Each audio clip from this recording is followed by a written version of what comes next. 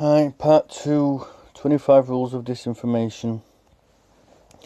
Note the first rule and last 5, or 6 depending on situation, rules are generally not directly within the ability of the traditional disinfo artist to apply. These rules are generally used more directly by those at the leadership, key players or planning level of the criminal conspiracy or the conspiracy to cover up. Hear no evil, see no evil, speak no evil. Regardless of what you know, don't discuss it, especially if you are a public figure, a news anchor, etc. If it's not reported, it didn't happen, and you never have to deal with the issues. Become incredulous and indignant. Avoid discussing key issues, and instead focus on side issues which can be used to show the topic as being critical of some otherwise sacrosanct group or theme. This is also known as the "how dare you" gambit. Create rumour mongers. Avoid discussing issues by describing all charges, regardless of venue or evidence, as mere rumours and wild accusations. Other derogatory terms mutually exclusive of truth may work as well. This method, which works especially well with a silent press, because the only way the public can learn of the facts are through such arguable rumours. If you can associate the material with the internet, use this fact to certify it a wild rumour from a bunch of kids on the internet, which can have no basis in fact. Use a straw man.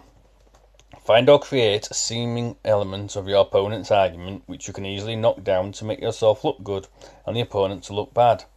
Either make up an issue you may safely imply exists based on your interpretation of the opponent's arguments or situation. Or select the weakest aspect of the weakest charges, amplify their significance and destroy them in a way which appears to debunk all the charges, real and fabricated alike, while actually avoiding discussion of the real issues. Sidetrack opponents with name-calling and ridicule. This is also known as the primary attack the messenger ploy, though other methods qualify as variants of that approach. Associate opponents with unpopular titles such as kooks, right-wing, liberal, left-wing, terrorists, conspiracy buffs, radicals, militia, racists, religious fanatics, sexual deviates, and so forth. This makes others shrink from support out of fear of gaining the same label, and you avoid dealing with issues. Hit and run. In any public forum, make a brief attack of your opponent or the opponent's position, and then scamper off before an answer can be fielded, or simply ignore any answer. This works extremely well in internet and letters to the editor environments, where a steady stream of new identities can be called upon without having to explain criticism, reasoning. Simply make an accusation or other attack. Never discuss issues and never answering any subsequent responses, for that would dignify the opponent's viewpoint. Question motives. Twist or amplify any facts which could be taken to imply that the opponent operates out of a hidden personal agenda or other bias. This avoids discussing issues and forces the accuser on the defensive. Invoke authority. Claim for yourself or associate yourself with authority and present your argument with enough jargon and minutiae to illustrate you are one who knows, and simply say it isn't so without discussing issues or demonstrating concretely why or citing sources.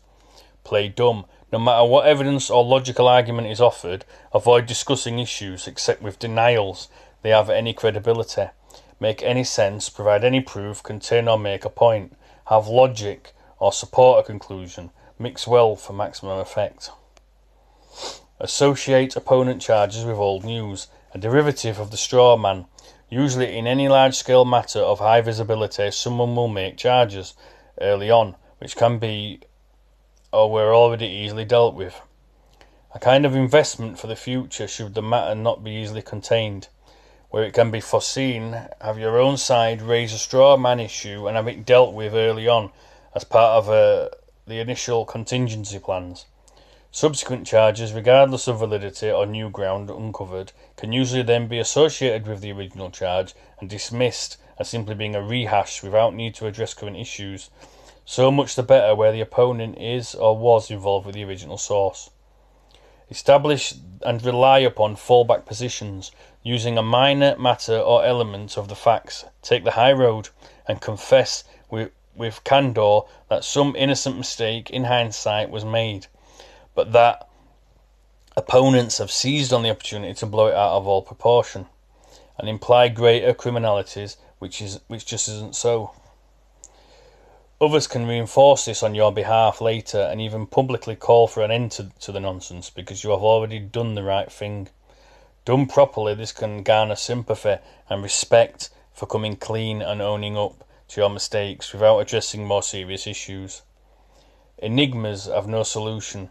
Drawing upon the overall umbrella of events surrounding the crime and the multitude of players and events paint the entire affair as too complex to solve.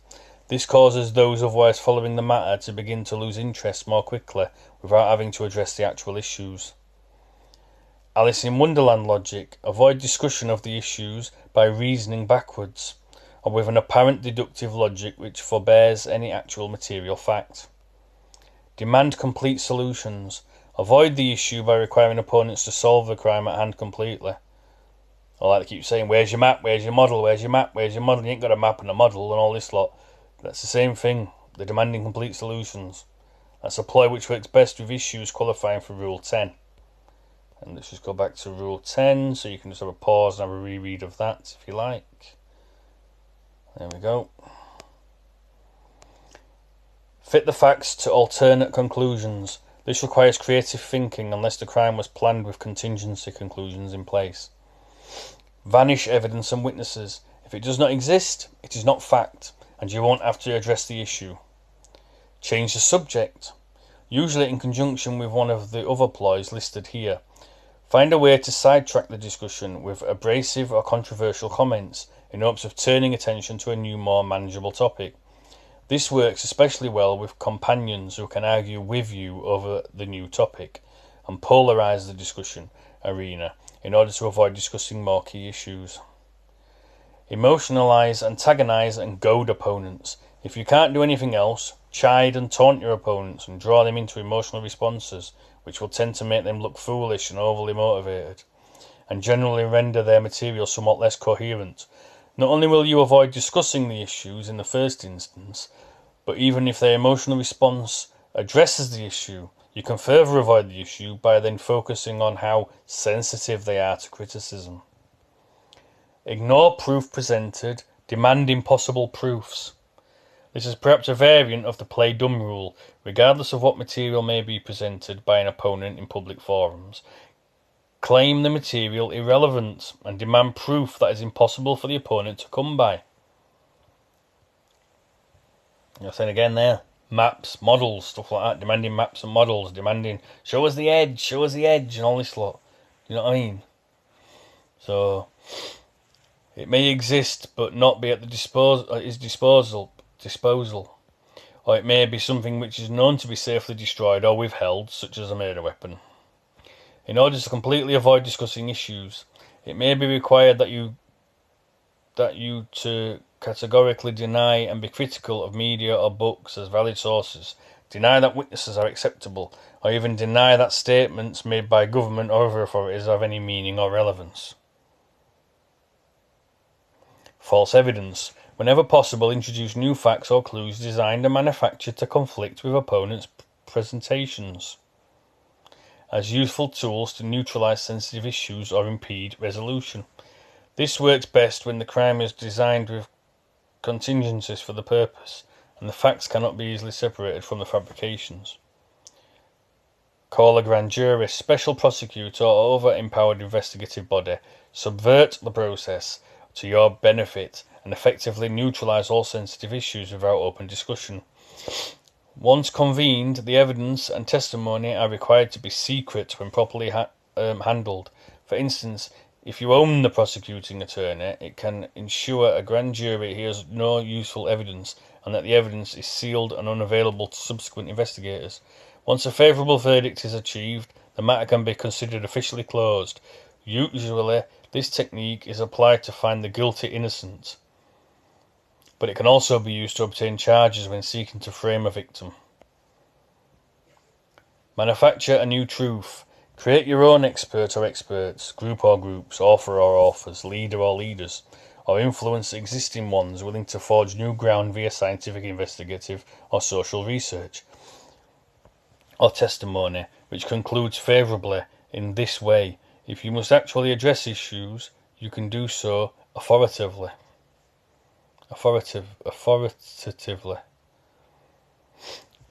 Create bigger distractions. If the above does not seem to be working to distract from sensitive issues or to prevent unwanted media coverage of unstoppable events such as trials, create bigger news stories or treat them as such to distract the multitudes. Silence critics. If the above methods do not prevail, consider removing opponents from circulation by some definitive solution so that the need to address issues is removed entirely.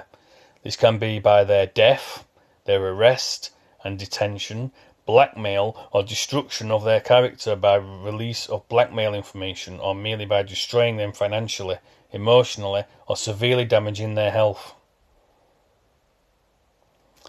Vanish. If you are a key holder of secrets or otherwise overly illuminated and you think the heat is getting too hot, to avoid the issues, vacate the kitchen. Next part will be 8 traits of the disinformation list.